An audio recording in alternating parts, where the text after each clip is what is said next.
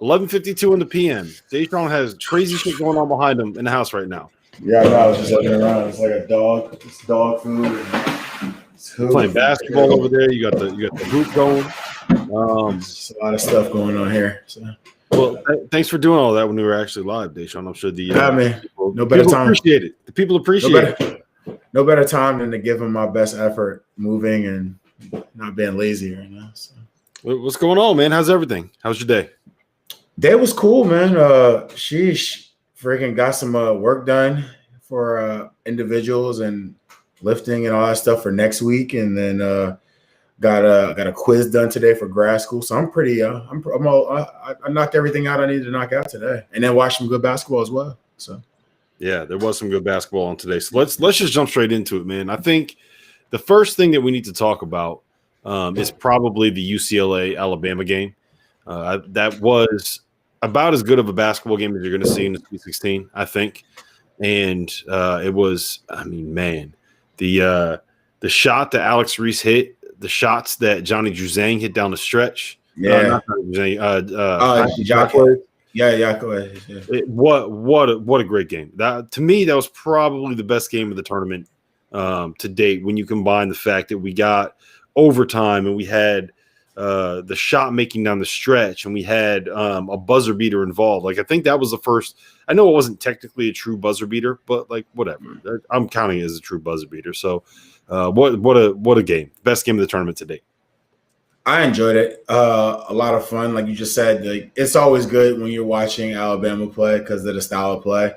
But to just go out there and watch UCLA go out and just watch them compete one-on-one and go shot for shot, and then obviously just absolutely take over in overtime. Like, it was, I enjoyed the game, and it was a lot of fun, man. And I will never, ever say anything about Alex Reese shooting threes ever again. That was just like, as soon as they let it go, I was like, yeah, that's really going in. And he held his form, walked through it, knocked the shot down. It was beautiful, man. So look, I'll tell you this, man. When you are 6'10", when you have the stash that he has, you hit a buzzer beater in the NCAA tournament in the Sweet 16 to force overtime. You hold that follow through as long as you want. That was beautiful, man. You never have to bring that thing down. If that was me, well, he should probably bring it down now because they got their asses kicked in overtime. Yeah, overtime was not a good look after that. After that shot went down, like went in, everything went downhill from there. So yeah. So I want to start with something that look. You got to give all the credit in the world to UCLA because they made the plays down the stretch. They caught fire in the first half. They hit some ridiculous step backs that ended up carrying them and carrying them to the win. That said, this is I get so frustrated with the refereeing at the collegiate level, and I think that the Alabama game was the Alabama UCLA game was the perfect example of what frustrates me so much. In the first 42 seconds of that game, Herb Jones picked up two fouls on charges, 2 charge calls in the first 42 seconds of the game that were no different than the play that happened at the end of the game when he tried to draw a charge on Tiger Campbell on the layup that ended up giving UCLA the lead with 14 seconds left in the game. Yeah, and I understand why officials don't want to feel like get put in a situation where they feel like they are deciding the game with a call that they make. But their calls, I would argue, decided those games, right? Because they put themselves in that position now. The call that you made 42 seconds in was not different than the call that you didn't make at the end of the game. The calls that you made 42 seconds into the game took the best player on Alabama off the floor for most of the first half. The call that you didn't make at the end of the game is the one that allowed UCLA to take the lead with 14 seconds left. It's just, there has to be a level of consistency. There has to be, you have to, if you're going to make that call 42 seconds in, you got to make that call at the end of the game too. And look, I'm anti-charges. I want to ban the charge from help side defenders. I hate it how often it gets called because officials are too, especially at the college level, they are too anxious to make that call. It gets called too much. If you're a secondary defender, it should be the kind of thing where you are standing there for like a minute and this dude just runs full speed into you. That's what it needs to be a charge, in my mind. Otherwise, it's a dangerous play where you're undercutting somebody and you could end up hurting him with people trying to take these charges. But it's just the fact that it was called on the first 2 possessions of the game for Alabama and was not called on that last possession for UCLA. It's just stuff like that will forever infuriate me. It's little things like that that just drive me crazy. I mean, I see your frustration. No, but honestly, I would just say that it did have an effect in the game early. When one of your better two-way players on your team isn't on the floor, like that's their defensive pulse. So him not being there really did hurt them. But I still got to tip my hat off to UCLA. They came out and they didn't fuck around in the first half. Man. It was they came out and played really well, and then obviously they finished the game off in the stretch. I mean, Alabama came out, played an amazing second half, outscored them. Obviously they won the second half as far as points, but that overtime, man, like the shots that were made, I was highly impressed with UCLA, man. Mick Cronin's guys deserve that win. They beat a really good team today. Yeah, and I wanna make clear that like I don't think that's not why Alabama necessarily lost that game. Alabama got 11 for 25 from the free throw line. They beat themselves. They very much beat themselves. If they make their free throws, they win that game without a problem, regardless of whether or not the officials are calling it, making consistent calls throughout the game. But it's just it's never going to sit right with me when like things like that happen. Like you can't make that call 42 seconds in twice on the best player on Alabama and then not make that call at the end of the game when the game's on the line. It's just things like that just drive me crazy. And I don't even care. I don't have any rooting interest on Alabama, right? Like I had the under in that game. I ended up losing because that game went to overtime, but like that doesn't whatever. Like if that charge doesn't call or if that charge doesn't get called, it's less likely that it's going to overtime. So like that would have been beneficial for me. But it's still it just drives me crazy when there's not that there's no consistency. I don't know. Yeah. But shout out to UCLA because look, those kids, the response that they had in overtime was just absolutely fantastic. And I want to give a shout out, bro. I mean, he made big shots that, but I want to give a shout out to me it was Jacquez that was terrific. And there were 3 plays specifically in that overtime that really stood out to me. One of them was the first play of the extra period where he drove baseline, right? Mm-hmm. And he drew the help and he got up in the air and he was able to use his eyes to move Alabama's weak side defender to the guy dropping down in the corner and throw a no-look pass like this. While he was in the air, two-handed, a strike to David Singleton, who buried his third 3 of the game. It was the shot that he hit to put him up 7. And it was the one at the end. I think they were up 4 at the time, right? And he was playing with it at the top of the key, and he hit a jumper over the top of Herb Jones. He made 3 huge plays in overtime that allowed them to kind of take that lead and take that win home. And I mean, he's played great. I feel like in the second half of the games in the tournament. I mean, I feel like he's whether it be like obviously has like not every game has been like this high scoring game, but when it gets late into the games, like he has played great in the tournament. Jacquez Jr. So, I mean, I was one of the guys I looked at. I think he's a sophomore this year. Like I saw him early in the year, and I was like, yeah, he's pretty talented. But just watching him play in these tournaments, and then he steps up in big moments. He has a great habit of stepping up in big moments. So he makes big shots. Got to go, man. Makes big shots, makes big plays. Like he was really, really good. And it's crazy to think about this, man. Like UCLA, there was a pretty strong argument to make that they didn't deserve to get in the field based on what they did during the regular season. That like they did not have a very good profile at all. They were down by 11 in the first half or at halftime against Michigan. first 4. And then not only do they come back and win that game, not only do they beat UCLA, not only do they beat the brakes off of Abilene Christian, but they come out here and they knock off an Alabama team where they were more or less in control for all that game. So like shout out to them, man. That was impressive. That was really impressive. Shout out to Todd Colt. Shout out to Todd Cobbler. He said Bama just missed another free throw. He's funny. That's gonna hurt.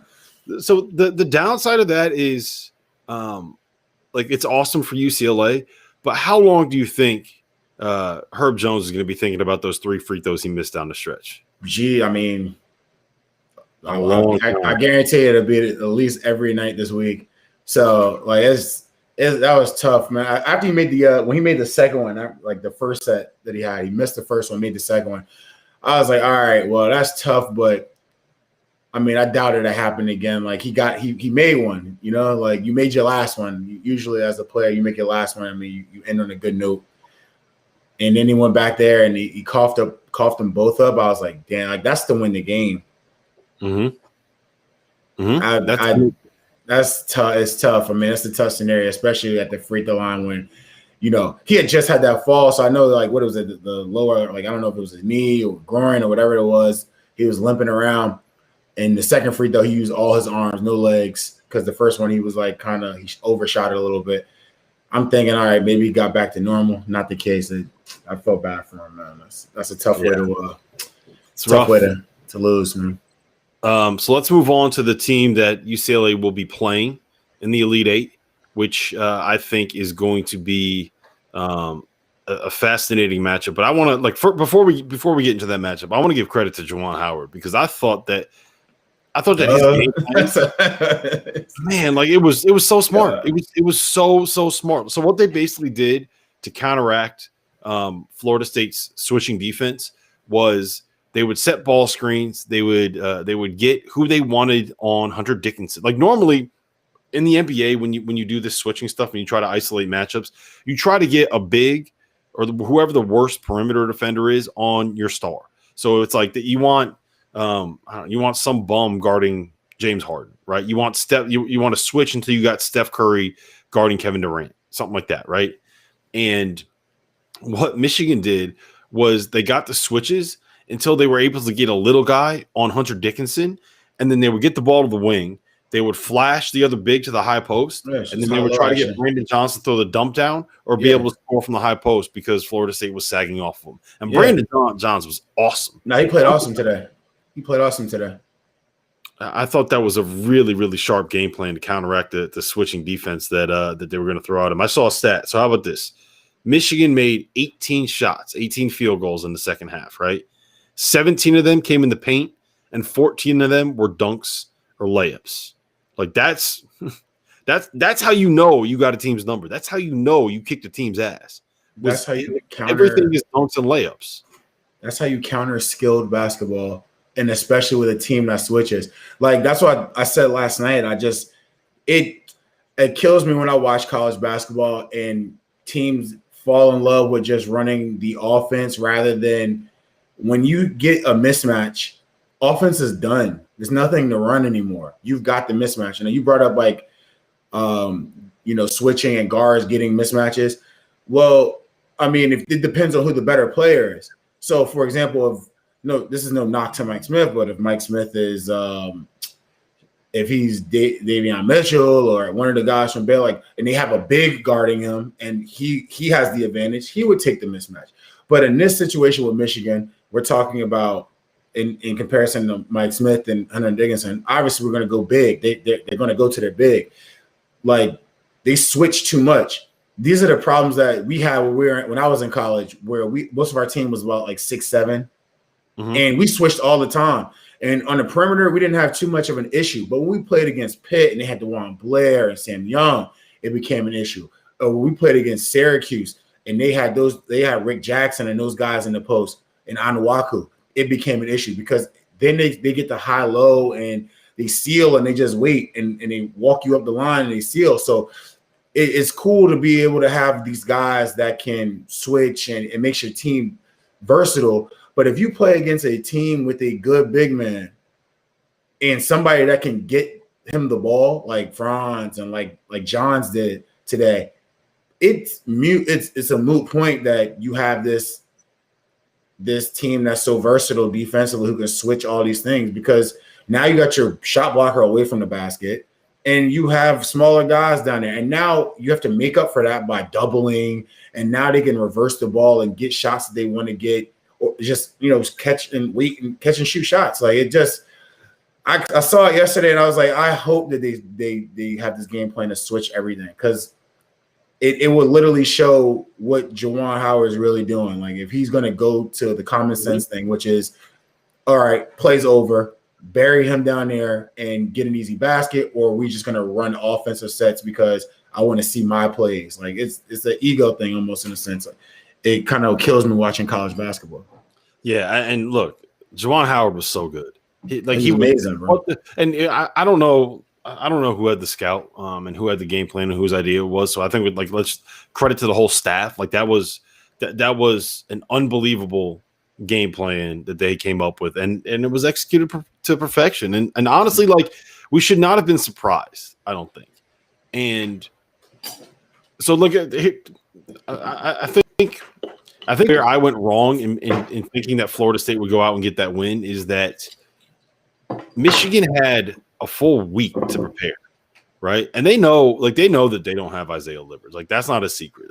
I think Tracy Wolfson had the news on the broadcast today where she said that he's not coming back. But like they knew that this whole time. It wasn't a surprise. So they've basically had 2 weeks to kind of figure out how to revamp this team and how to play without Isaiah Livers. And if you're going to give Juwan Howard and Phil Martelli and Sadie Washington and Howard Isley and guys that are as sharp as that group of guys are, a full week to figure out a way to kind of go up against the zone or go up against the defense that look like they switch and they make it tough and they have athletes, but they've been very beatable this season. And you're going to give those guys a week to figure it out. I should have thought about that. I'm not gonna lie to you. I just feel like when you have a team that switches every position, and regardless if they're really big or they're not big, like they're all the same size. It doesn't matter if it was no disrespect to Arkansas or anybody like that have guys around the same height. I'm basically saying it doesn't matter. You put yourself in this position where you're taking a big off of a big and then putting them out there to showcase that, yeah, our bigs can guard guards. And guess what? You've given up your you've given up defense now. Like you, especially when you have a big that can score. Now, if it's like a situation where you have a big down there that's not like a big that can score on a block, that works as well. It can work because now, I mean, you're not giving up anything. Your guard isn't going to be in trouble. Like he can just guard this guy that's not really skilled in the low post to score, but not with Hunter Dickinson. Like he scored the basketball in the post with Luka Garza on him. He scored the basketball in the post with other bigs. And it's no disrespect to Florida State and their bigs. It's just more or less he's scored the ball with bigger and better bigs. So he won't do that to their guards. Like it was just more or less at the end of the day, if they were going to continue to switch, it just wasn't going to work out for Florida State at all. I kind of saw this happening last night, and I couldn't foresee Florida State beating them. Yeah, the counter that was really smart was just the way that he took the pressure off the guards. Because my concern was like, how is Mike Smith going to get in a position where he can actually throw that entry pass when he's got Scotty Barnes just draped all over him, right? Mm-hmm. And the counter was like just incredibly simple. It was like, okay, well, what we'll do is we'll just flash Brandon Johns to the high post, and we'll let Brandon Johns be the guy that makes that decision and makes that pass. So, I mean, yeah, it was really, really good. And they were perfect able to guard, and like Florida State, they didn't get any favors done for them with the foul trouble that they got put in. Yeah, I think that was it. The mistake that I think Ham made was benching his guys with 2 fouls right away. I don't think that you can do that. I think that you need to play your vets through 2 fouls, man. They can play through 2 fouls. The Raekwon Gray, who by the way might have the hardest name to say without like stuttering over yourself. Raekwon Gray, he's a veteran, man. Like he knows how to play without getting a foul. What are you laughing at? Laughing at you trying to say Raekwon Gray. It's hard, right? Raekwon Gray. Man, listen. I agree with you. I thought he should have stayed on the floor a little bit longer. Anytime he caught the damn basketball, like not anytime, excuse me, because that's false. But for the most part, when he got a decent opportunity to attack, it was nothing anyone could do with him. Like Franz had even a harder time like standing for him. He's big as hell, man. He's strong as hell. He's mobile. So like he's a talented player. He's a pro, I think so as well. So, but I kind of feel like the way everything Michigan did today, man, offensively and defensively, they were phenomenal.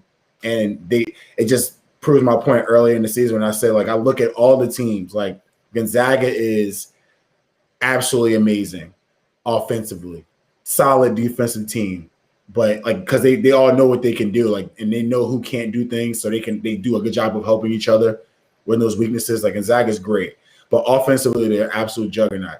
Freaking Baylor, defensive juggernaut, who is an amazing 3-point shooting team at times, but mainly a defensive juggernaut. Like Michigan is in a place on their own on the side, like on the side, still up there, but like to the side where they just do a little bit of everything well, and they're a great team. Like they're a very good team. Like Mike Smith played great today, and he didn't like just do whatever he wanted and just dominate or anything like that. But he controlled the pace of the game. He put people in the right spots. He knew obviously the game plan is to make them switch. He got that part. He did his job. Got the guys the ball who need to get the ball, so they get the ball to Hunter Dickinson. And in transition, when he had spaces and opportunity to attack, he did that. And everyone else stepped up as well. So like I was very happy with Franz, with Hunter, Johns. Like those guys played great, and Shandi, of course, Shandi played great coming off the bench. But like I was pretty happy with how Mike controlled the game a little bit. Yeah, and it wasn't because he wasn't a liability as much as like I heard he was going to be. Yeah, and it wasn't just him. Yeah, it was Mike Smith and Eli Brooks played. Yeah, Eli played great, man. They played 68 minutes combined, had 8 assists, 2 turnovers combined. That's what you needed from them. You didn't need scoring.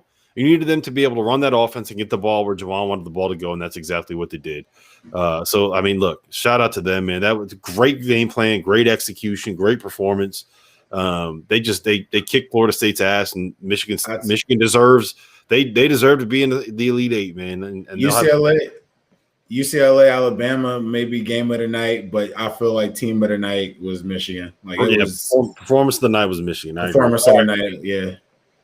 Real quick, just what are your thoughts on Michigan and UCLA moving forward? Can UCLA make it to the Final Four? Do they have a chance against this Michigan team? Have you even had a chance to think about this matchup at all yet? Do they have a chance to make it to the Final Four? Yes. I mean, they're here. They got a chance. Do I think that they're going to be Michigan? Nah. I just can't, like, as talented as they are, I still feel like they have – I just feel like Michigan has too – like, there's not going to be someone that stops Hunter Dickinson in the post from sealing and getting wherever he wants to get on the floor. I just can't foresee the UCLA stops them. Like, I just – regardless of how well Jarquez plays or Juzang plays, whoever, like Jules, like these guys played great tonight. I just think Michigan plays too good of a team defense, that they play too well together defensively and offensively. And I don't see much of a dip in what they do. Like I watch the games, like obviously teams make runs and things happen in games. I haven't seen during the season, even like besides like a couple of random occurrences where Michigan like lost big or whatever the case may be, I don't see much dip in what happens in the games with Michigan. They stay at a steady pace. Like I don't see UCLA making such a run that they're just going to distance themselves away from Michigan. And if they're playing a close game to Michigan, I'd have to choose Michigan in that close game. Yeah, I think so too. My take is that they're kind of like trying to do the same thing in the sense that they both kind of have like a little guard that will like facilitate the offense. They both have a post that they try to throw the ball into underneath, and they both have a couple of wings that can really make plays for them. I just think that it's another situation where, like, for the most part, Michigan's going to have better players. But the thing about UCLA is, one, like, those motherfuckers are tough as hell. Like, they're not a great defensive team, but team. They will fucking fight you for every inch on that court. And there is no quit in them. There's no give up in them. They're competitive as hell. Like, they are, like you said, very much a Mick Cronin team. Yeah, Mick Cronin team, man. Ever want to count out a Mick Cronin team that can do some of the things that they've been able to do. The other part of it is like their shot making is just at a higher level than what Michigan is. Like when it comes down to it, that's like if shit is not going well, right? Like if you mess up a possession, if you're not getting a good shot, if you're not running something smoothly, if you're not able to create what you're expecting to create, you have Johnny Juzang who can go out there and make a play out of nothing. You have Jaime Jaquez who can go out there and make a play out of nothing. You have Jules Bernard who like apparently can hit 4 step-back threes in the span of like 5 minutes in one half, right? So you got a bunch of guys that have proven to be big-time shot makers in big-time moments that can hit tough shots. And for Michigan, like that's just kind of the thing that they don't have. Now, again, the way like Michigan has better players and they can scheme what they want to be able to run. And if they can come up with a good game plan, that's the kind of thing where they can beat somebody. But at the end of the day, like UCLA has dudes that can make to steal the line from Brian Snow. They have dudes that can make dude plays, and there's a certain element of just like YOLO life where Johnny Juzang and Jaime Jaquez can just shoot you into any game. You know, like so. I know. I hear you. They got guys that can make plays. It's just something about that how solid of a team. Like, and it's not like solid, like mediocre.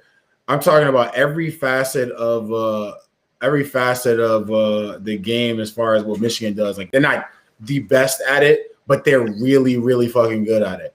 And it's in comparison to them as a team. UCLA's team, like UCLA is going to scrap. They're going to work their ass off, and they got guys that can make plays. Where Michigan is going to make the good play, and I can count on them to make the good play. Versus like, all right, we don't get anything out of it. Let me take a step back three with a contested hand in my face, and obviously I'll make some from time to time. But do I think that those are consistent shots that are going to go in? No. Where Michigan is hunting the better shot. So like I can't. That's the only reason I can't pick UCLA. Like Mick Cronin's done a great job. Like once again, like you said, this is a team that people say like they weren't supposed to be here, and obviously they've proved majority of those people wrong. I just don't foresee this. I feel like this is more of an uphill battle for UCLA. Yeah. So the line opened up at UCLA plus 7.5, and that's the kind of one where I'm looking at it and I'm like, yeah, I think this is gonna come down and end up being a 1-possession game. You know, like I don't think UCLA will win it. I think Michigan will end up winning it. But like I just that feels like a lot of points in the game it just kind of like you can't tell me that UCLA is just gonna roll over and die after making this run that they've made, right? Those dudes have way too much confidence. Oh man, we said the same thing about like it's like Loyola and Oral Roberts, like they've played great. Like Oregon State has played great too against who they played against, and then I hear you. It's different when you step into a different. I don't know. I just think it'll be a little bit different. No, you're right. But the difference is that that UCLA probably has two dudes that are going to end up playing in the NBA at some point. Like Juzang and Jaquez are going to end up playing in the NBA at some point, and I don't think that you can say the same thing about Oral Roberts or about Loyola and I don't know. Maybe I'm just projecting because like I just want to see another game like UCLA played because that was fun. All right, let's talk about the other side of the bracket because I don't think any of us that line, by the way, the 7.5 line came from our partner over at Bet Rivers. If you sign up now and use the promo code 250 match, you will get $250 match deposit for whatever you deposit and buy in with. So make sure you go do that. Support the cause, support the show, support the network. All right. So I want to start with Gonzaga, and then we can get into the USC Oregon game because Gonzaga's like I feel like this one's pretty simple, right? Like it played out exactly like we thought it was going to play out. Gonzaga and Creighton both want to do the same thing. Gonzaga has better players. Yeah. It got ugly as the end of the first half, and then it just continued. I was happy with once again I was happy with Zagorowski. He went out there and competed and hooped. How can I put it? It's like very difficult to beat them if you don't have. It's very difficult to even compete with Gonzaga if you don't go against what I feel would be their weakness. And the weakness is one of their better players, which is Drew Timme. Like you have to go at him because after him, they get they don't have the same level of player to back that spot. Like these guys are still good, and maybe they'll play small. You don't know, but once Timmy's off the floor, if you have a big that can hurt them, I kind of feel like they're susceptible to being beat. Now, that's not the case for Creighton because they don't have like Christian Bishop's good, but he's not give me the ball on the block and I'm gonna make things happen. I'm gonna screen, I'm gonna roll, we're gonna cause the defense to collapse a little bit because they don't want to give up the layup, and we'll find other people. If you don't want to come to me, then I'll get a layup or a dunk from a pass. It's not like, he requires people to double him because he's a low post threat. So it didn't really suit Creighton today, man. It was tough, like watching that. Jefferson didn't really get going the way he was supposed to. And I mean, Mahoney was okay, and I don't know, man. At times I kind of saw like I didn't see the same energy I saw in the other games, and maybe that's just more of a credit to Gonzaga than that is to take away from Creighton. I mean, I don't want to say that they got bullied, but it kind of looked like Nembhard was getting in the post whenever he wanted to find shots in the paint. Cal Brennan was getting the ball knocked out of his hand every which way, not grabbing rebounds. Like it wasn't the same energy I saw from Creighton in past games against what you would say is somewhat good competition. I'm just talking about during the regular season as well, not just the tournament. So like, I wasn't too hepped up on their performance late in the first half and for the rest of the game, obviously. I mean, at that point, the game was over. Yep. I thought I was really impressed with what Gonzaga was able to do defensively. I thought they did a really good job against some players that are actually like really good on that Creighton team. I was very impressed with the fact that Corey Kispert took one shot in the first half. Jalen Suggs took 5 shots in the first half, and Gonzaga was up by 10 in a game where it felt like they probably should have been up by more at the end of the first half because Andrew Nembhard and Joel Ayayi were both awesome. Yeah. I mean, when you have Andrew Nembhard, who was a former McDonald's All-American that once averaged 11 points and 5 assists, playing in the SEC for a Florida team that was kind of on the verge of being on the top 25, when he is your 4th best player and your 5th option offensively is Joel Ayayi, who's going to end up playing for the French national team one day, who I think will end up being an NBA player. I mean, you have a damn good basketball team.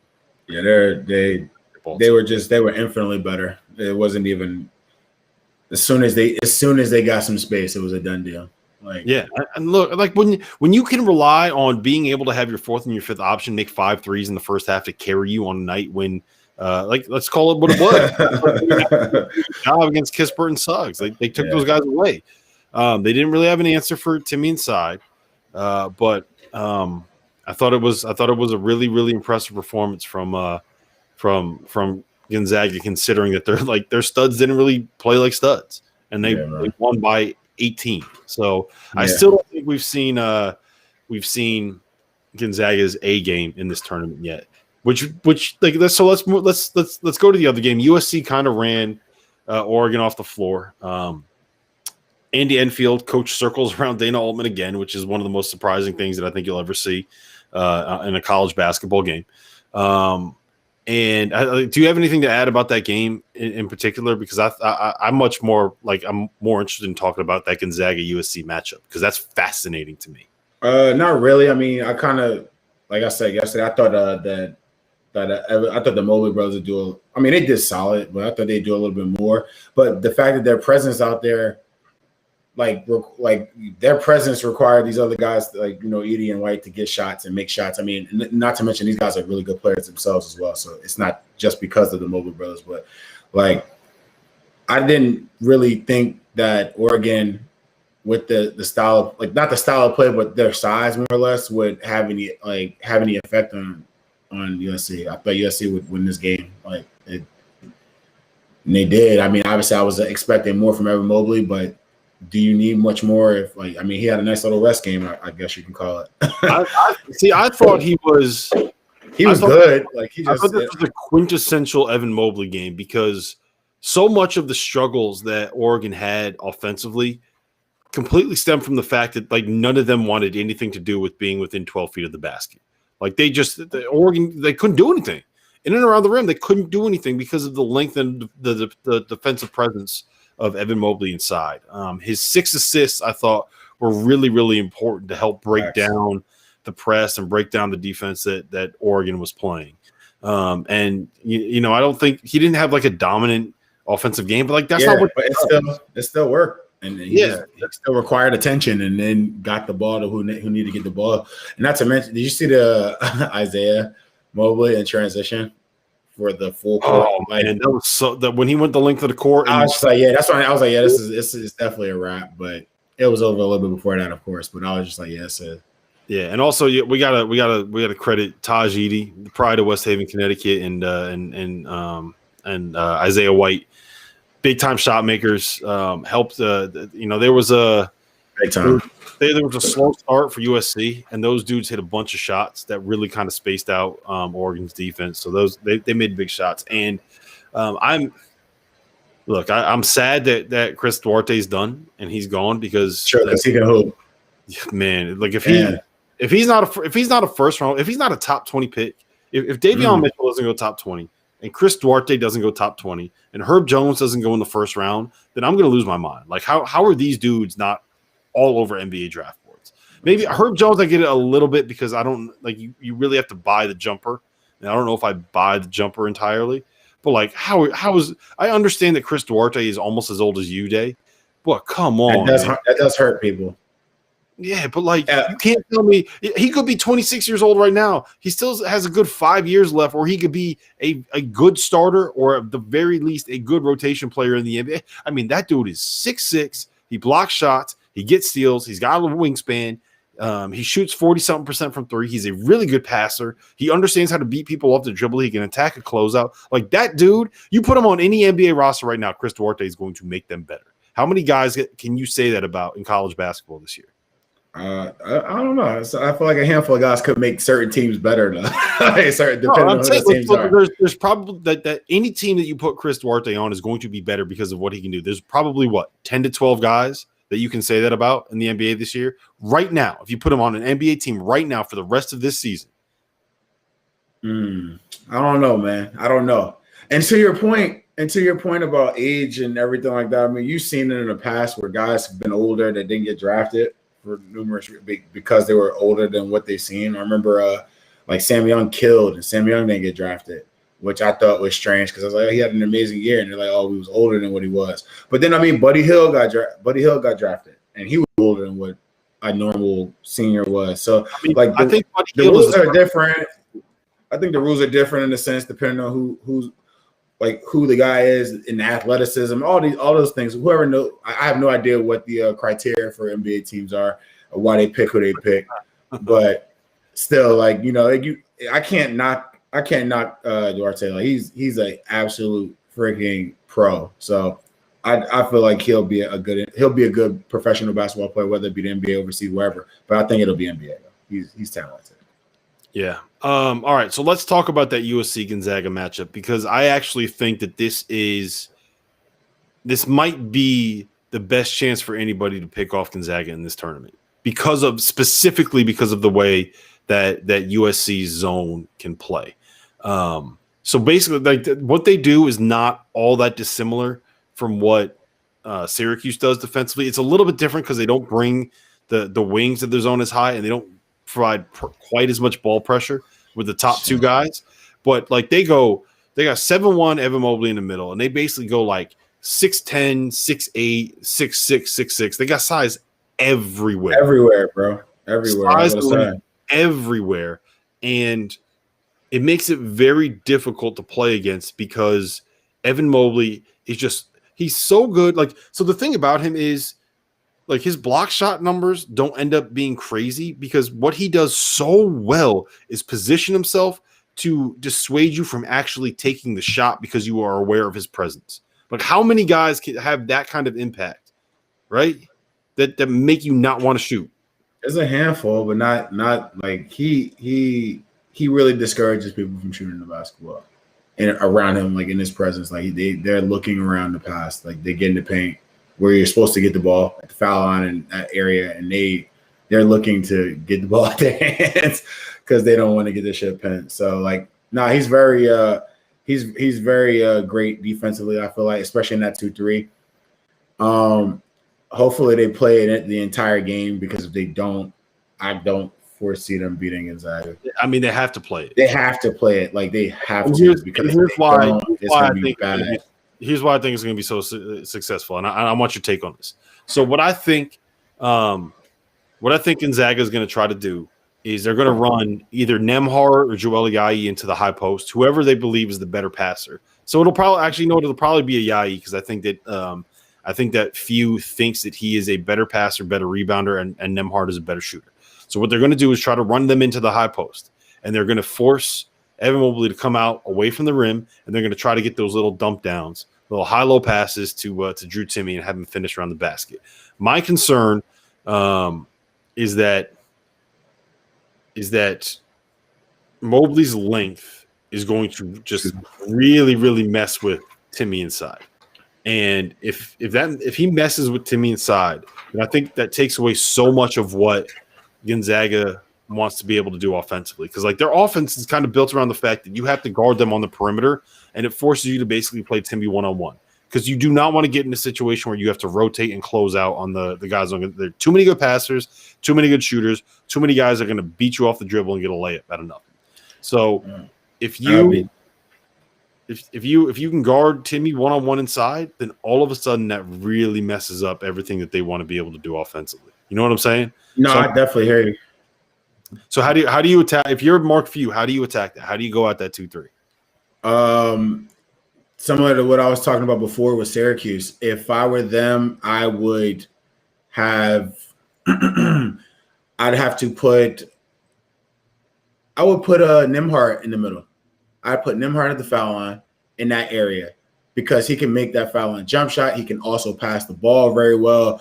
And, Mobley would have to step up and guard him. If you put him in that area and you were to put Drew Timme left side block or something like that, or right side block, wherever, and then wherever side Drew Timme's on, you put Corey Kispert on the same side corner.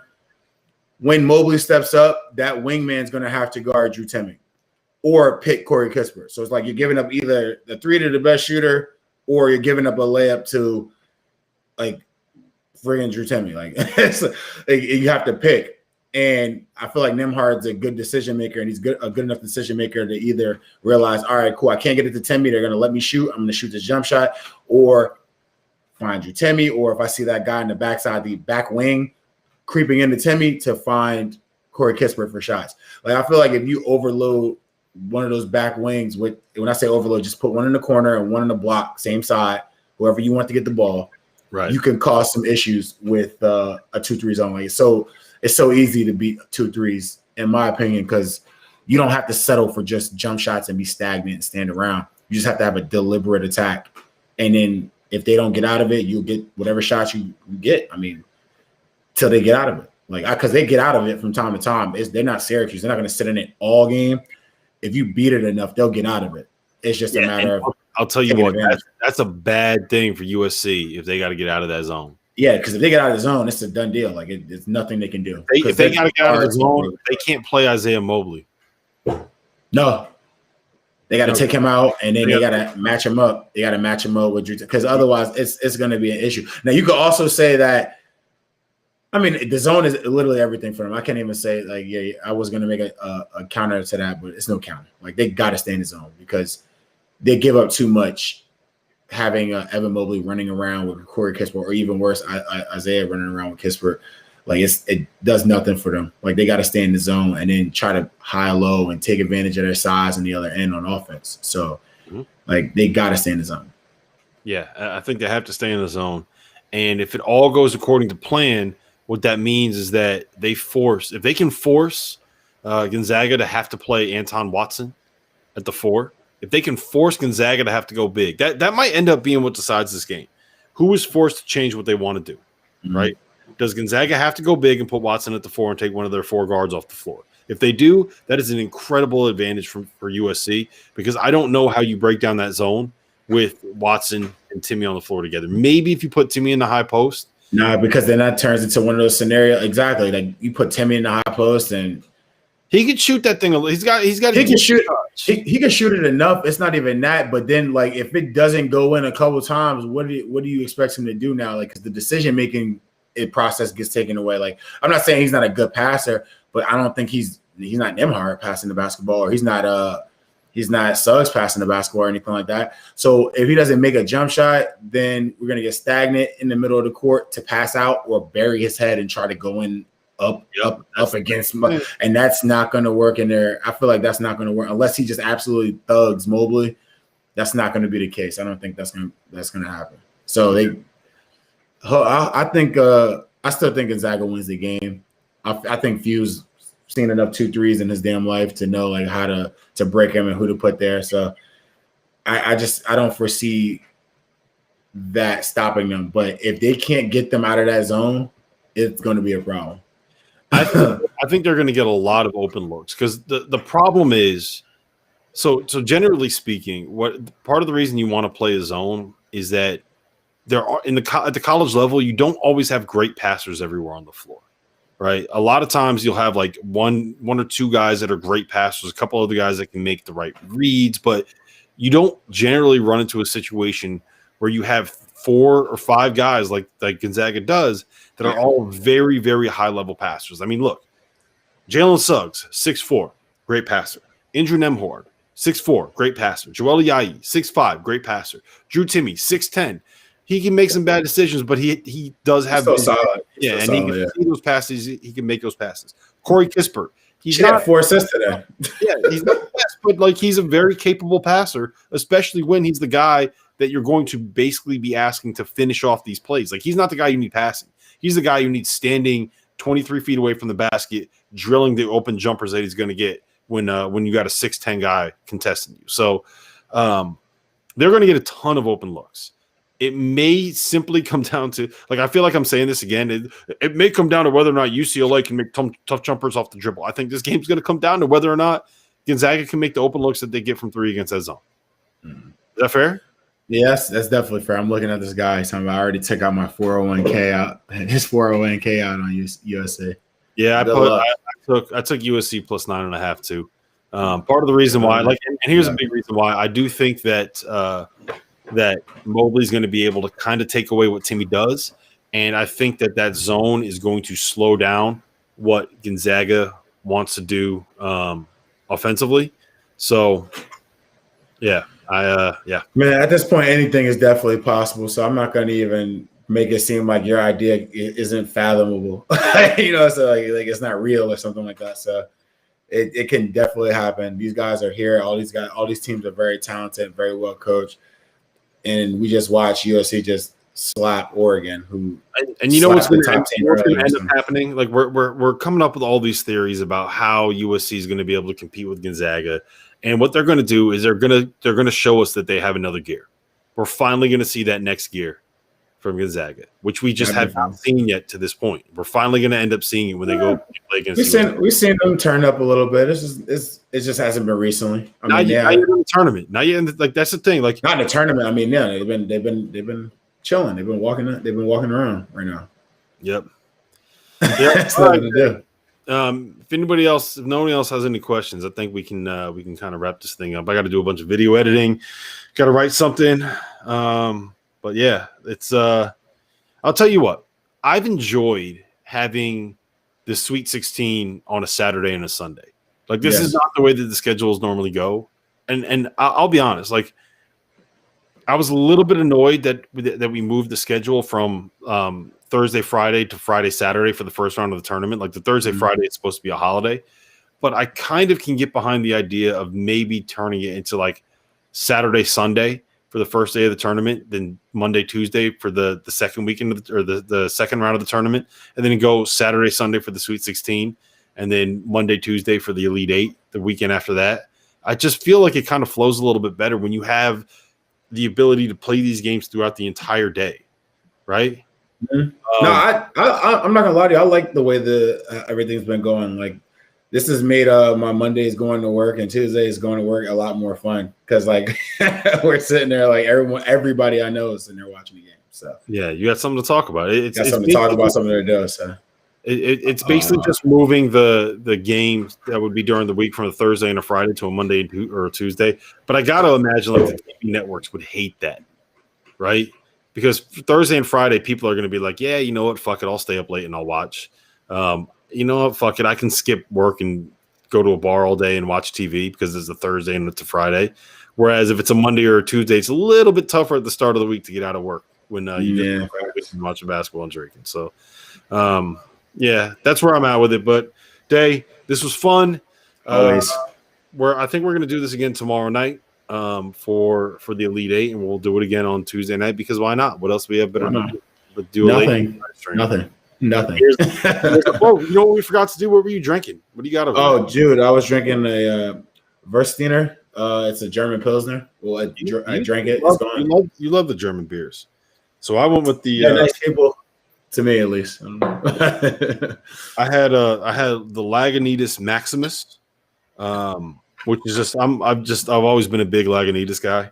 You know, I feel like they've kind of sold out a little bit. I don't know if there's any beer snobs that are in the chat right now. Like I feel like Lagunitas is kind of sold out a little bit and gone a little bit big brewery on us. And I don't know if I love the big brewery stuff. I'm a very micro brew guy.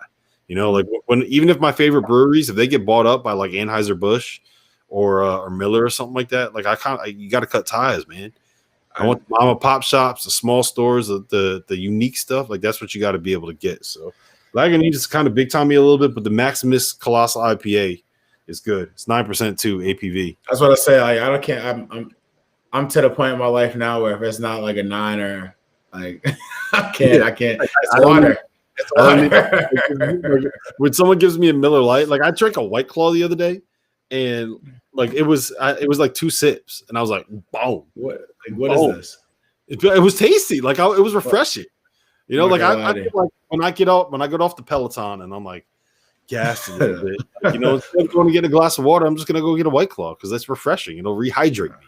Nah, I can't do it. I can't do it. Can't do it. All right, man. Well, we'll see you guys again tomorrow night after the games. We have real quick, Dad, I need your picks. We got Baylor, Arkansas, and we got Houston, Oregon State. Who's making the Final Four? Baylor, and man, I'm not gonna lie, I'm not picking against Oregon State. They've done too much. They've done too much. Tango, for some reason, he's got a way of motivating his players to get it done, man. I'm going with Tank. The Ethan Thompson bandwagon. You better get on. I'm going with Tank. Yeah, I think Baylor runs. I like Arkansas. I like Muss. We had Danielle Sargent Musselman, Mrs. Muss, the queen of the Muss bus, on tomorrow. Jordan, come back tomorrow morning at 9 a.m. Goodman and I are gonna spend 40 minutes breaking down the games for tomorrow. Yeah, with Goodman. Unfortunately, instead of Mike Smith is going to dunk on Drew in the Final Four. We'll see about that. Listen, let's not get out of control here. We'll see. Do you think Mike Smith? Do you think Mike Smith can dunk? By the way, yes. My picks are Baylor and Houston. I think both of them. I don't think we're going to get a very good game tomorrow. Anyway, do you think Mike Smith can dunk? Yes. You think so? I'm sure he can. I'm sure he's closer than what you think he is. I think he's probably close. I'm just wondering, like. He looks like he's got kind of small hands. Like I don't know if he can palm the ball. And if you can't palm the ball, you got to get up to pretty high to be able to dunk. 2 hands. I'm telling 2 hands. The first dunk you usually get. I mean, off of 2 feet at least. I mean, that's just me. I think Mike Smith can dunk the ball. You think so? Yeah. If he gets a chance, nah, he better lay that shit up if you get a chance in the game. Oh, you better dunk it. If he's playing with house money. Apparently, you can't let him out there. If you're all alone. It's a 1-on-0 break, and you're going in by yourself, and you lay it in. It doesn't matter what game it is, what level it is, what time it is. If you lay it in, then I'm just assuming that you cannot dunk. That's fine. I can live with myself. I've been that guy. By myself, laid it up, went down the court like nothing happened. People are looking at me. 6'7". I know, but still, it's just like I don't care. I'm the 2-point guy. I'm the guy that's like, 2 points. That's just me. I'm that guy that makes that argument every time. Mike Smith can dunk on the basketball hoop behind you. Possibly. I love it, Todd. Nah, facts. He can. Possibly. Maybe. See, now you're worrying me. I don't know if Mike Smith can dunk now with all the information you're giving. Ejectocito. Here we go. Confirmed from somebody named Ejectocito. I'm gonna just assume that this source is unimpeachable. Oh my gosh! Shut up! Yeah, unimpeachable crap. Shut up. There's no way that someone named Ejectocito would lie to us, Day. Okay. There's no chance that someone named Ejectocito would lie. People do that a ton in college. Ejectocito. I had a 7-footer like hoist me up and so I can do like a windmill or something like that before. Tell me about your first dunk. When was your first dunk? Tell me about it. It was in high school, my sophomore year, because I was not an athlete. So it was my sophomore year in high school at AAU. Where were we at? Can't remember. It was in New Jersey somewhere. We were playing an AAU tournament. Transition, dunked on somebody. First dunk ever. I might have screamed every curse word in the game. I was so excited. That's how you know I didn't do it. I'd never been there before, obviously. So I never had one in a game, but the first time that I ever dunked, it was I always remember the park I was at. It was after my junior year in high school. There was on I-95 in Connecticut. There's a park in Guilford that's literally right off the highway, exit 57. If there's anybody from Connecticut in this chat right now, they will know exactly what I'm talking about. Everybody, like if you're from New Haven, if you're from Hartford, if you're from New London, everybody goes there to hoop. And I remember I went there, and it was a day where there was a kid from the Farmer Brothers who, like, one of them played at LaSalle, one of them played at really, really good. And they had a kid that played at UConn, Tim Callahan. And like that, it was as good a run as you were ever going to get there. And I came in on I hit I think I had 5 threes in a game we played to 15 twos and threes. And I hit 5 threes in a game. And I was fucking jacked up because like there was all these dudes on the court that are like D1 players. And I'm here, I'm 17 years old. I hit 5 threes, score every point in the game that we won. And so I come down and I take the ball. And I'm just like, you know what? I'm going to try it. So I go up and I go off of 2 feet and up with 2 hands. And like it was one of those ones I call it the white man's dunk where you like lay it in and you just kind of like nick the rim as you go down, like grab it a little bit, shake a little bit. Don't worry about it. So but like so I didn't grab it and hang on it, but laid it in and hit it on the way down. Everyone was like, "Oh, where did that come from?" I was like, I don't know. I don't know if I'll ever be able to do that again. But my adrenaline is pumping right now, boy. So I got up. I know. So the best part about it was like I did that in front of all those dudes, so they all assumed that like, oh yeah, you know, maybe that guy, maybe he's a little bit athletic. I don't think I dunked again, like an actual dunk like that for probably like a year and a half. Oh wow! I mean, I'm not judging. I've gone like months without dunking a basketball. I don't care about that shit. It's not my big deal. It was for me. It was never a big deal to me. I was more worried about making jump shots. Because that was the key to my game. So it's like you're talking. You know who else has never dunked a basketball day? Goodman, guaranteed. He's dunking right now. That was an amazing setup. I was actually shocked that I even got that right. With the pizza. That was like a legit. That was beautiful. How'd you do that, Rob? You like that? I like that. Good minutes. When you mentioned earlier, we had probably 15 people in the chat that were just sitting here like, "Where's Goodman with his pizza? Has Goodman figured out how to make pizza in the oven yet?" No, I threw it in the mic for about 10 seconds just now. But you did it before you jumped in. Smart. All right, baby. Let's go, my guy. Let's go. Microwave pizza. I got my Blue Moon, my microwave pizza. I'm ready to go. You missed me. I have my girl right here, my Pilsner. My German Pilsner. We might have someone else coming in, guys. We might have someone else. Wait. Who's coming in? I'm not going to tell you. It's a surprise for you, Goodman. All right. I can't Goodman, wait. those Wolverines are over here after you, chomping at the bit. They should be. They were after Robbie earlier today, too. Really? Rob threw Robbie under the bus, I think, with some nonsense. and they were killing me. They were killing him. Robbie texted me. He was like, yo, they're after me. Yeah, he was. They were going nuts on him. It was pretty funny. It was great because I said that Robbie said that. My response to one of the guys was, "Rob, look, I picked Michigan to win. Robbie said that Florida State was going to win by 25, and he called you guys bums." And they bid on that one and went after Robbie. Poor guy.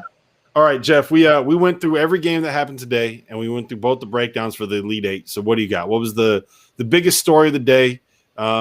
that I'm gonna ban you from talking about Mike Woodson. I don't want to talk about Mike Woodson. I don't want to talk about Indiana. I don't want to talk about coaching searches. So let's just talk about the basketball that happened today. I can't more coaching search stuff. Indiana they were more relevant today than they've been all year. Oh my gosh! Don't go below the belt. Don't go below the. You're better than that. You're better than that.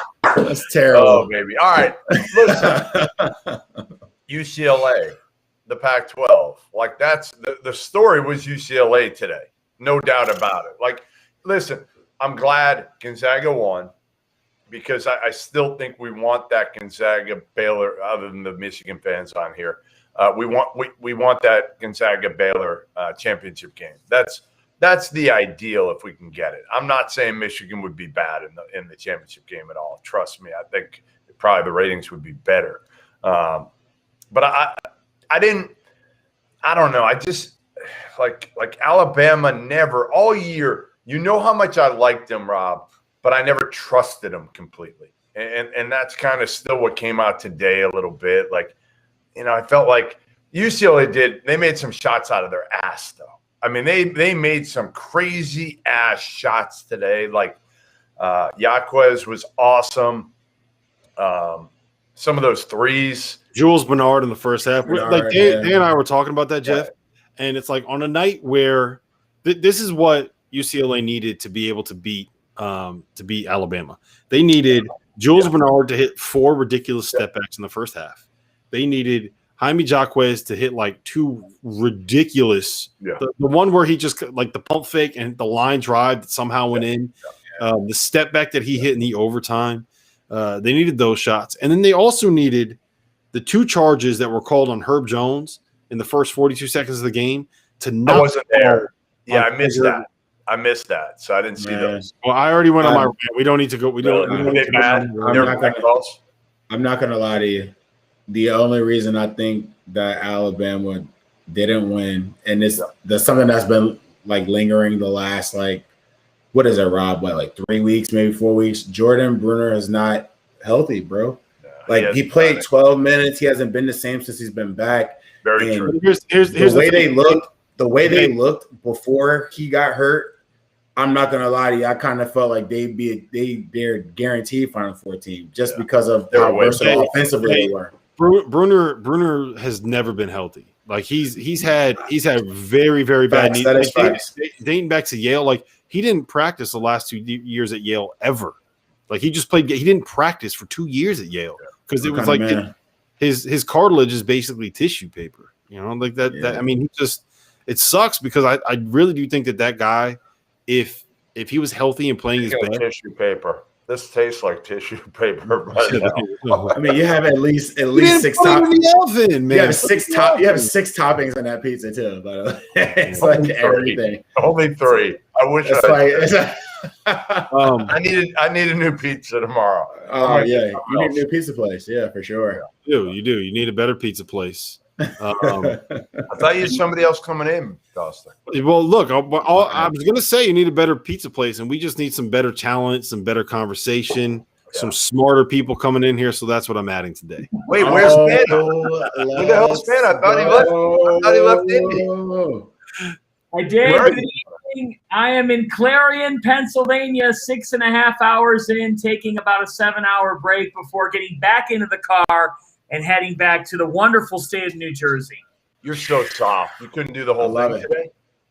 Oh, my goodness. It is downpouring. I'm driving through the bridges, and me driving is like I'm all over the place. There's semi-trucks on the highway. I'm in a Malibu from Enterprise. Like it's I like how you let the I like how you let the chair. I run 25. I am 25. I like how your demonstration of the hills led you to roll back in your chair. I love how you just literally went into the back of the room over there. Just sliding around. Versatility. What hotel? I'm at a Holiday Inn in Clarion. Holiday Inn Express or Don't tell him, Fanner. This was an Express. I walked in and I said to the guy, This guy definitely did not anticipate anything like me walking in on a Monday morning at like 12:57. I go, do you have any rooms? He goes, shit. He just looked at me and said, shit. He goes, do we have rooms? Pick one. Pick one. There's a Waffle House. There's a Waffle House right across the way, and it's got my name written on it. Win-win. Win-win. Empty Wait, hotel, Waffle House. Hey, Sean, what was your go-to breakfast spot in Morgantown?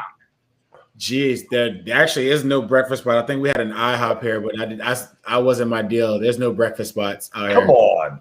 There's no breakfast spots. No, it's a college town. So usually what happens is you get really drunk and then you go to a place that's open late. So like pizza places and stuff like that. Good pizza places. No disrespect to you, but good, really, really good pizza places that taste good when you're drunk. What's the name? There's like a sports bar Hugs sent me to watch the college football national title game one year. I was there for a hoops game, doing it on TV, and he sent me to this place. So I went and watched the game there, was hanging out, whatever. The next day, I do the post-game interview with Hugs, and literally on TV, he's like, I forget what he said, but he's like, yeah, not all of us could have been, sitting out drinking last night watching the game. I'm like, Hugs, man, you can't get me in trouble. I just took the job at ESPN. So you under the bus. The end of the bus. He probably sent you to Kegler's. It was. That's what it was. He probably sent you to Kegler's. It's like the best wing spot or whatever you call it in town. Yeah, man. Don't trust Huggins. He's gonna throw you under the bus every time, and he'll make a joke, and everybody else here will laugh at it, and you'll look like the bad guy. And he deadpans it. That's every time, bro. Every time. It's so funny when I try to describe to people about Hugs, and I'm like you wouldn't know he likes you. Like, you don't know if he likes you or not because he's not showing like expressions on his face. Like, I love Hugs, and I know he likes me. But like, people, when I did the interviews, like post game with him, they're like, "Man, that guy hates you, huh?" I'm like, "No, I'm telling you, he's just fucking around with me." Yeah, you gotta talk some shit back. No. Funny with him is because like his response will just be, "Well, Deshaun, that's what happens when you talk too much when you're in practice." Like when we did the pod with him, you don't understand. I had to go through the entire pod and clip out every section where he said something and raise the volume like 130% because he just talks quietly and talks like this. And the best part, I'll tell you what, the best part about doing that pod, I've never felt better than when I would make a joke when it was on that pod, and he would smile and start laughing. I was like, "Yeah, fuck yeah, I got one." That was funny. Don't make him feel any better about his jokes than you need to. Tell him. I'll let him know that shit's not funny, bro. Like I'll tell him in a heart, like, that shit wasn't funny, bro. Like, all right, we got a bunch of Michigan fans in here that want to know if we think Michigan's going to be able to beat UCLA and if they're going to what's going to happen. Yeah. Yes. I'm on the Michigan bandwagon. I'm on it. I know there's no room for me. I get it. I was on too late. But man, I love Juwan Howard. I absolutely love that dude as a guy, as a coach, as a recruiter. Like, even kill most of the time, but I love that we've seen some emotion from him too, ready to fight Mark Turgeon. Yelling at Isaiah Livers early in the year. I'm the biggest Juwan Howard fan there is right now. I guarantee that those dudes on his roster feel the exact same way. Like, when you see your coach go and get ready to fight for you, then you could probably confirm this. Like, that'll make you want to go fight for him, right? No, most definitely, man. I would love. I don't see how those guys wouldn't love to play for Juwan. I was about to say I would have loved to play for Juwan Howard as well. I was happy to play for Coach. I did. I don't know why. Go ahead, Vanna. Go ahead. I was just going to jump in on Michigan for a moment, and the thought that I have with the way that this sets up, it adds intrigue potentially. What would make me fascinated by a Gonzaga-Michigan showdown in the Final Four, besides the fact that both teams are exceptional, is that we saw the bracket come out, and did we not all say Gonzaga's got a cakewalk to the Final Four? I mean, really, that was my thought. And I think as much as we saw inspired basketball, Oklahoma played hard. It wasn't enough. Creighton not even close to the level that Gonzaga played at. I do wonder, guys, because I can see Gonzaga commanding USC as well. I can.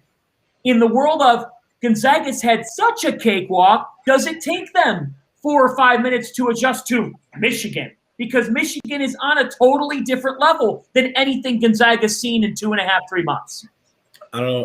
I don't know because, well, one, I think Michigan could possibly beat Gonzaga, but to like play, I guess devil's advocate with it.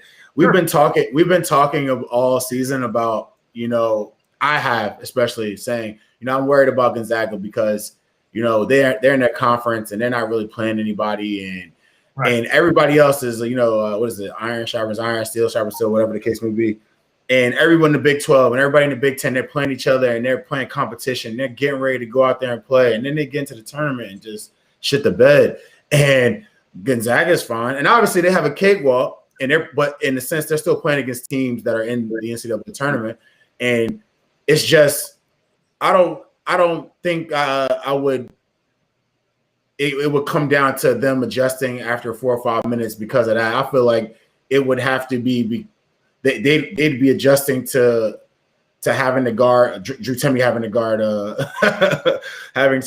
the big hoss down there, bro. It's like it's. No, Timmy's gonna have his hands full here. The next Hunter is a big dude.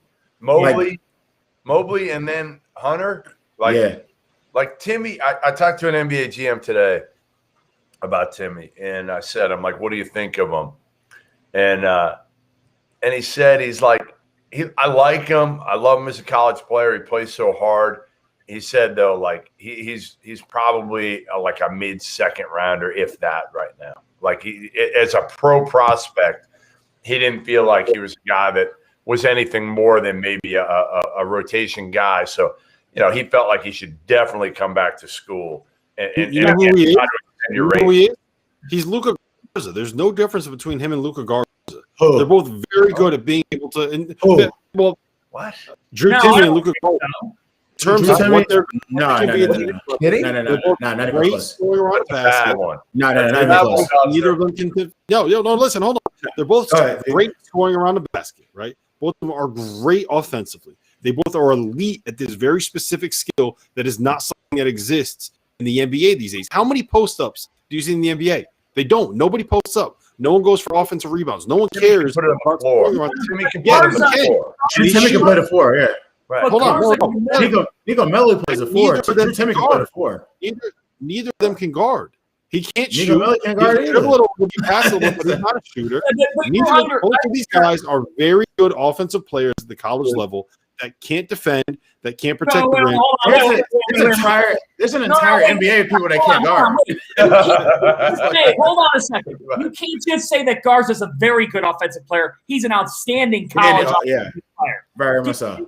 Timmy's not an outstanding offensive talent, but where I will side with you is watching Timme today live, he is slow getting back up and down the floor. Like there were moments and times where he looked overwhelmed by Zagorowski just going. And then I'm thinking about deeper into this tournament, the way that Baylor could run in a championship game, the way that Mike Smith can run Michigan. Like Timme did look that, Jeff, your scout's right in my mind.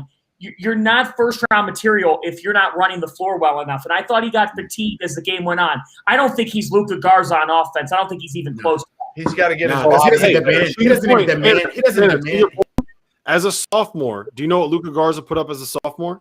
He averaged, I think it was 13 points and 9 boards. Drew Timme, as a sophomore, is averaging 19 points and 7 boards, shooting 65% from the field. He's one of the best scorers around the rim that you're going to find. My bigger thing would be Garza expanded his range. Yes, senior. And you know what? And he expanded his range. It didn't make him any better defensively, and he's still going to end up being a second-round pick that is probably going to make all his money playing in Europe. And Drew Timme can expand his range. He can expand his range, right? He can end up averaging 25 and 10 as a senior, be the national player of the year. He's still going to be a guy that ends up being a second-round pick and making the majority of his money in Europe because of the flaws that he has defensely. If you're not great, because you can't guard switches and you can't protect the rim, you can't play the same player. They're the same player because no, I'm not saying they're the same player. You just said they were the same guy a second ago. That was the initial statement. It's the exact same thing for Drew Timme as a pro as it is for Luka Garza as a pro. That's why. But Drew Timme's not going to play center on a team as a pro. Then where's he going to play? You can't play him at the 4. Paul George plays the 4 in the NBA. Kawhi Leonard plays the 4 I don't think he's going to make LeBron it. plays the 4 in the NBA. I was going to say, I don't think that's the 4 in the NBA. No, you can't. But you know what? Hold on. Let's look at. He's not a great athlete. He's not a great athlete. That's the problem with Drew Timme. And one is a better coach than the other too. I'm just saying. Iowa didn't even try to defend. I don't know. I can't compare him to Luka Garza, and I think Luka Garza is infinitely better. And he's still going to be in the second round, like you said, or late first round, whatever the case may be. In terms of the pro prospect, maybe, but we're talking college basketball right now, and like I can't start comparing Drew Timme to National Player of the Year. I can't do that. But Michigan fans are upset with us. Michigan fans. Drew Timme's a 13 All-American as a sophomore. Why can't you compare him to the National Player of the Year? If Drew Timme says he's a senior, he doesn't even garner half of the attention Luka Garza garners. Bingo. You know why? You know why? Because you know who he's got on his team? Jalen Suggs. Yeah, don't okay. At the end of the day, people still, if he was that much of a problem in the post, they would sit there and go, you know what? We need to get the ball out of his hand. That's not the case, regardless of what's going on. Regardless of who's out there, it's like the ball. You have to stop the ball first. Well, and if they don't feel like, yo, we'll let him figure it out. They're like, yo, we'll let Drew Timme figure it out who's down there. They don't. Luka Garza, they're sitting 3 people, and they got to, and then they're like, oh, we know there's 3-point shooters out here, but we gotta go. I promise you that if you switch these teams and you put Luka Garza on Gonzaga and you put Gonzaga will win the national championship 2 years in a row. They're gonna win it regardless. I know, but I'm just saying in general, it will win by 50 more points, right? Yeah, but you know what? Luka Garza to Gonzaga. This is where I believe that this is the difference between Iowa and Gonzaga. To your point, Rob, is if you put Luka Garza on Gonzaga, he would not be their most important player. He wouldn't be. For me, Gonzaga's most important player is Jalen Suggs because I see him connect the game in so many ways that a box score doesn't even show. Jalen Suggs' floor game right now is the best left in this tournament. I'm not kidding. I think this kid is creating. Nembhard and Ayayi were the beneficiaries today because they got open shots. But for my money right now, Suggs' floor vision is not that of a freshman. No, not even close. Not even close. It's incredible. And so I think if you swapped Timme and Garza, Timme and Iowa would be out against Oregon. And I think Gonzaga would be here. But I don't think Garza would be Gonzaga's most important player. No, he wouldn't. And before we even could say, everybody here in Michigan, listen, there were 3 people here that said that they thought Michigan was going to win. Actually, 4. Stop crying, please. We said Michigan's going to win. They're going to win the game. Like, no one's a fair weather fan. We're just talking about the games, and we're talking about Luka Garza right now. So.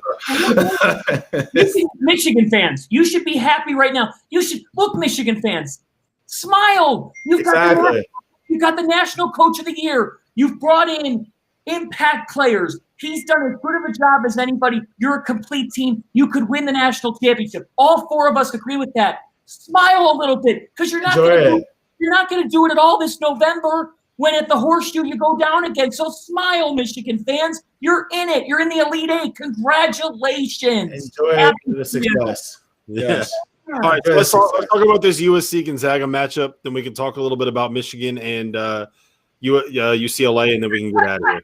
Leonard is livid. He's been in here angry the entire time. It's sad. I've never seen somebody angry at winning. Leonard, profanities. Come on. I know, man. It's like it's unnecessary. It's like Leonard, go find your wife and go to bed. It's like he's never happy. It's like, yo, Michigan's gonna win. Don't you dare pick us now. I know Ohio State lost to Oral Roberts. Apex is shorty. And you know what? Apex is shorty. I did go to Cracker Barrel on my way to Pennsylvania tonight. So I don't give a damn what you're saying. Oh, man, you guys are hilarious. Sorry, Rob. I love Michigan fans. They're awesome, bro. They are really awesome. Michigan fans, Indiana fans. You disrespect. They disrespect you. Mike Woodson. How much time do you have? I have the option to be able to put users in timeout on YouTube. So awesome. Rob is not trying to talk about Woodson right now. Letters in timeout. It was amazing watching. Like as the news came down, I was inside Hinkle during the Creighton Gonzaga game, and I'm looking at people around Hinkle Fieldhouse, of course, press row, but like fans who are pulling up their phones, showing other people, and the collective facial reaction of just of first what, and then the Fab Mata stuff comes out, and it's like, what is this power dynamic? I'm texting with Thad right now. I'm texting with Thad as we speak, and here's what I'll tell you. He's an associate AD. He says, I asked him, I said, are you driving to Bloomington every day? He said, no, we'll probably get something down here at some part-time PT. I don't know. Basically, the Indiana fans are under this misunderstanding that like Thad Mata is going to be like Larry Shyatt and going to be like a coach for helping Mike Woodson on the floor and with coaching and all that. No, like Thad's going to be like basically like a consultant, and like he'll call that'll be there a couple times a week, I would assume. Maybe he'll stay overnight or drive back and forth a couple times a week. But like, what for? To babysit? Like, what is he doing? Like, what is he doing? Trying to help Mike Woodson. I mean, Mike Woodson's 63. He might fall asleep, but it's during some practices or something. I don't know. I think the big thing is just a sounding board for how to be able to run a college basketball program. Like, yeah, man, it's not easy. No, trust me, I agree. It's not easy, and some people do need a crash course on how this shit works. So, Mike Woodson hasn't been on a college campus for 41 years, right? Was it 1980 the last time? Oh my gosh! Could you stop? Could you guys stop? Very possible, but stop. We don't know. Listen, Mike Woodson coached my Knicks. Don't do this. All right, let's just change the subject. Like you said earlier. Let's just change the subject. If you want to talk about the actual basketball, so then we'll be fine. Let's not talk Mike Woodson. I love Mike. Well, he worked wonders for us for a couple years. No Mike Woodson slander on the pod. I'm a Knicks fan at heart, and I can't allow it to happen. It's the only. So does that mean we can't slander like Phil Jackson? No, you can take Phil down. I'm just joking. No. I love Phil. I love Phil too. Kenny Payne died in the DePaul search so Mike Woodson could live. Oh, my God. That could be true. So did Johnny Bryant. I mean, they could have lost all three of them. Your Knicks are okay. Don't worry. They're okay. Well, I'm not worried about it. You don't have to build me up. I'll be all right. I'll cry later. D-Rose crying about Mitchell Robinson getting hurt. That was kind of that sucks. That's a traumatic experience. Once again, D-Rose's whole life is altered. Dave, if I ever read you – it might be. I don't think I can do it on this thing. Rob might know this. The greatest text I ever got might have been from Mitchell Robinson's mother. Really? Yeah. Please tell the story. Please tell the story. I don't know if I can. I don't even remember exactly what it was, but basically, I was in Vegas and I was texting about Mitchell. Mitchell was kind of a wild card in whether he was going to play at Western Kentucky. Then he left Western Kentucky. Then he was going to go back. And it was like this whole saga, right? So I was texting his mother and just like, hey, is Mitchell staying at Western Kentucky? What's he doing? Whatever. And like I was being like nice. Like I wasn't being an asshole or whatever. I was just checking in to try to get the real story rather than all the speculation out there. And like she sends me a text back. She says, take your smelly ass somewhere else or something like that. And I was just like, oh my God, like this is the greatest. I mean, that was a good one. And then Derek Character once, I think, told me to go fuck myself. Good old DC. That was a good one. That was a good one. And I like I love DC. DC's awesome. You're gonna have to give him the real quote for the text message. You got to give him the real quote for the text message. I don't know if we'll talk later. We'll talk about it. We'll talk about it later for sure. It was pretty good. Anyway, so we got anything else before we can get out of here? Day and I have been on for 90 minutes now.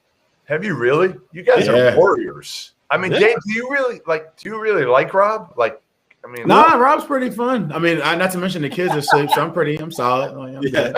Kids are asleep, but he just opened his third beer, so he's good. Yeah, like I was like, it's nothing that's stopping me right now at this point. Like, Dave, you sound like you're giving like a testimonial to HR. Like, what do you think of Rob? Like, I enjoy working with him this year. Like, it's literally someone has a gun right on the other side of the camera. I'm like, yeah, everything smells like a little hostage video here. I have a bold prediction. I'm not whiny, Brad. So go fuck yourself. All right, here's what we're going to do. We're each going to give our bold prediction for what happens in the Elite Eight, and then we're going to get out of here. So Fana, you started off with your bold prediction for the Elite Eight. Oh, he's got something good. He's got something good. Okay, I am taking I'm taking Gonzaga in Michigan on the left side of the bracket. I think that Baylor will win. I do think they'll win. I am taking the Oregon State Beavers to take down Houston. This dream run is going all the way to the Final Four. I like Wayne Tinkle. I love the way the Beavers continue to defend. They're comfortable in any game. I think they lock down Houston's offense, and Ethan Thompson again comes up with heroics. I've got the Beavers going to the Final Four tomorrow night. Wow. Stole it from me, Fana. And that's why I say great minds think alike. Great minds think alike. I had the Beavers, like I told you earlier, Rob. I'm a fan of Tank. Not as much probably X's O's, but he's a motivator. Yeah, he's a motivator. Tinkle magic, baby. Tinkle magic. All right, Dave, what do you got? Give me your bold prediction. I mean, I just told you. You just took my damn prediction. I mean, I'm not going to pick. I wasn't picking Houston. I got Baylor going. Obviously, Gonzaga to me is going to go. I mean, Michigan and Gonzaga. Like, yeah, I literally have Oregon State going to the Final Four. I think UCLA will give Michigan a game. They've played too well, and Jaquez and Juzang are too dynamic. UCLA's getting scoring from multiple sources. They could make it a grinder and try to hang in. I think they'll hang in the game. I do. I just feel like they're so wild. It's almost like and I hate just comparing team to team because I know people will probably kill. I get like they're young, not young to me. They play very wild at times, similar to like LSU playing wild at times. Like they go 1-on-1 a ton, and they can tend to shoot some weird ass shots that can. I mean, if they go in, they look great, but like today. But if they don't, it's just like, what the fuck was that for? Like you wasted 20 seconds of offense and then you chuck that up. So guys, I think that I had to put Leonard back in timeout again. That's cool. Let him take a rest. He's been going. He's had a hard day. He came out of timeout. Now he's got to go right back into timeout. No, he's had a tough day. No, seriously, I can tell. Like he doesn't take disrespect. He doesn't take compliments. He doesn't take anything. Like it's just like he refuses to take it. So shout out to Leonard, man. Thanks. Leonard. Way not to take it.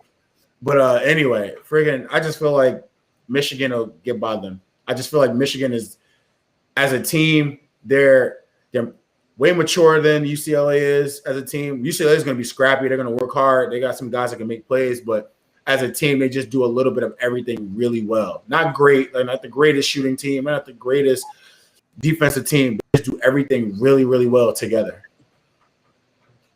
Yep. Norlander. Goodman, do you have Don't call me Norlander. Shit. Okay. Brad jumped in the comments and was like, "This needs more Norlander, less Goodman." So I saw that and I was like, "Oh yeah."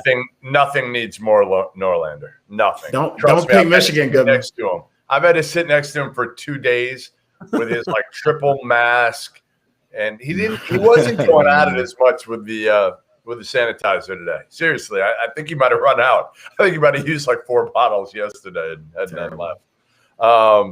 I would say, here's my bold take. My bold take. What are you guys laughing at?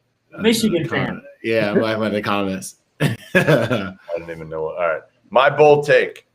We're going to have a Final Four with Gonzaga, Baylor, Wayne Tinkle, and Mick Cronin. Oh, my God. I'm sticking with the Pac-12. I'm going full Pac-12, boys. This will really piss the Michigan fans off. Blue Bloods. Yeah. Blue blood. I don't think Gonzaga loses, but I think we have Gonzaga, Baylor, and then there's a gap. So I honestly, I'm going Pac-12. Wow. Two Pac-12s that's a rough. Yeah, that's well, rough. look, No, I can see. you want to fight against the best conference, the conference of champions day? What are you talking about? Listen, Best mid-major league in the country. I watched that. I watched those teams let Oregon State walk through them in the tournament. I'm not. I think Michigan's going to walk through them. I think they're going to walk through them. Well, Michigan did to Florida State like that. That was just an exhibition. It was a. That was. I pray that UCLA doesn't start switching because it'll get ugly. It'll get ugly. Like the way, like that. That's why I said like Hunter Dickinson literally, like at certain times in the game, outmanned Luka Garza. At certain times in the game, outmans other bigger, talented dudes. Cody Riley. So why would it? So why would he not? So why would he not do that to anyone over there? Especially Cody Riley. I just want you guys to look at the quote. He looked like that at 12. Nah, yeah. I just want you guys to read the quote that's on the screen right now. I see it. That's what I'm laughing at. You wanted Inject a bold him. take. I gave you the boldest of bold takes. I flipped it. Does anybody think Arkansas can win? No, but my bold take, Fana, is that Gonzaga gets dropped in the Elite Eight. That's my bold prediction. There's no way. You don't even believe it. You're just saying stuff now. I don't believe it, but I'm tired of it. I think this is a very, very, very bad matchup for them because of the length that they can provide and because of the fact that Evan Mobley can take away Drew Timme in the paint and the fact that it's basically going to come down to whether or not Gonzaga can make open jumpers on the perimeter. Guys, the bottom line here is the best underdog team is probably Arkansas and the best coached. They are. I can't go against Baylor, but I'm shocked one of you guys didn't say Arkansas. Shocked. Well, they yelled at me, so I'm not picking them. Well, I don't think it's a hot. The problem is it's not a hot take. It's not a hot take. No. Yeah, it's not a hot take. It's not a hot take. Arkansas beating, to me, the number 2 country team in the country. Isn't Arkansas 26? No drugs. No. Mushrooms? Is everybody? There's nothing on there. I think part of the reason why recency stuff, people see that Arkansas, which you can't do this, just beat Oral Roberts, so then they say, oh, they're not going to beat Baylor. I will say this. If I'm Eric Musselman, I'm looking a little bit more at the Jay Wright tape. What did Villanova do against Baylor? They made Baylor uncomfortable defensively by taking the ball to the rim. Villanova did a great job of posting up. Yeah, that's what it's saying. What they're going to do is they're going to have Jalen Tate post up all game long because that's what work. I'm sure he'll like that. Yeah. he should say if Baylor's bigs don't play well, yeah, I'm telling you, then yes. I hate to say it because, again, I picked Baylor to win it all, and I kind of picked them from day one to win it all. But I think Arkansas, if Baylor's bigs don't start to finish, and Everyday John and even Flo and I'm confused. When is that frustrated? Like, you know those what? guys didn't give them much. When do they like I swear I've seen Baylor go to their small lineup all season more than they've kept their bigs on the floor for a large period of time. So like if they go small with Arkansas, what would I don't mind Vital guarding anybody over there. That's your best lineup now. Your best lineup is Vital playing 35 minutes at the 5. But Scott Drew, he's like too nice a human being that he can't do that to Flo. And Everyday John.